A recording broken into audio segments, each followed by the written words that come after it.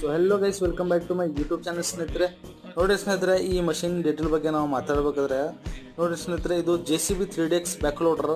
ನಾವು ಈ ಮಷಿನ್ ಮಾಡಲ್ ಬಗ್ಗೆ ನಾವು ಮಾತಾಡಬೇಕಾದ್ರೆ 2018 ಮಾಡಲು.